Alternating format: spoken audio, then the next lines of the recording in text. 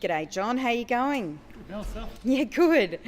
So, John, today you're going to teach your listeners about how they can maintain peace of mind, reliable boating, safe boating, and avoid the potential for a $30,000 cost for a new engine, or even, perhaps an engine fire, a fire in the engine bay, and there's potential for carbon monoxide poisoning if this isn't followed. As we're all about good times on the water, we're going to talk to everyone today about the importance of regular servicing, and this is whether you're using your boat or not.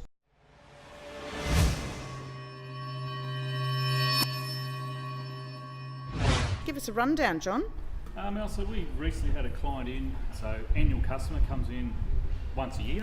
So we lift him up, organise the lift, put it back to CTAC, do our anti-foul detailing, but mainly the service side of things. So while the boys were actually in doing the servicing, having a good look around, we actually noticed that his aftermarket manifolds had a corrosion hole in the exhaust itself. So the gentleman's roughly about 80 odd years of age. So mechanically available to actually has the knowledge to get in there, but physically can't get down in there. So this is actually a corrosion hole. So this is the exhaust that runs straight through here. This was literally just dropping dry exhaust straight into his bilge area. So like you're saying, monoxide poisoning is a big problem. Can't taste it, can't smell it, literally just oxygen depleted. You run out of oxygen, you just drop to the ground and you pass out. So wow, you don't know about that. And worst case being a petrol engine is the risk of explosion. So any unburnt fuel coming through the exhaust, you've got battery chargers, bilge pumps, bilge blowers, all of them can create static electricity with plastic on plastic. So any stray fuel vapor can explode. So it's a pretty serious problem to have, yeah. It is. So these are aftermarket ones. So now the gentleman's gone back to the genuine items. So a lot thicker in the wall, the actual surface of the wall.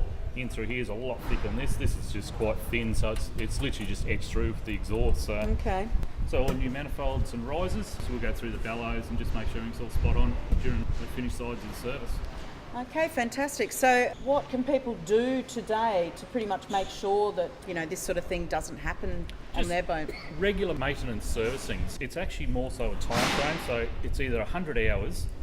To do 100 hours a year is pretty rare. Like we've got consistent private use that are flat out doing 30 hours a year. Mm-hmm. But items like water pumps, exhaust, engine oils, filters, fuel filters and stuff like that, condensation and fuel tanks, they're things you've got to just keep maintenance up onto. So our commercial guys, we've got commercial guys that are doing 3,000 hours a year. So, and once again, they're servicing every 100 hours. I've seen some of these service protocols that you have. It's pretty complex what has to be done at, particular times. Definitely. Of, like you say, the hours both, like you're saying, is it's either hours or duration, like time frame, just to keep on top of this. Like this is a rule of thumb, is a 3 to 4 year process, at least removing manifolds, checking gaskets.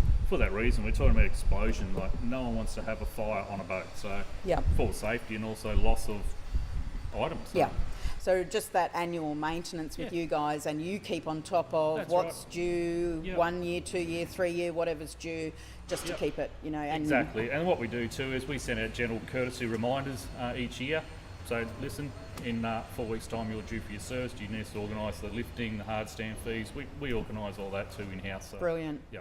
Makes it easy. Exactly. All right, great. Thanks again, John. Fantastic. Not a problem, Al. Talk to you next time. Okay, see ya. Bye.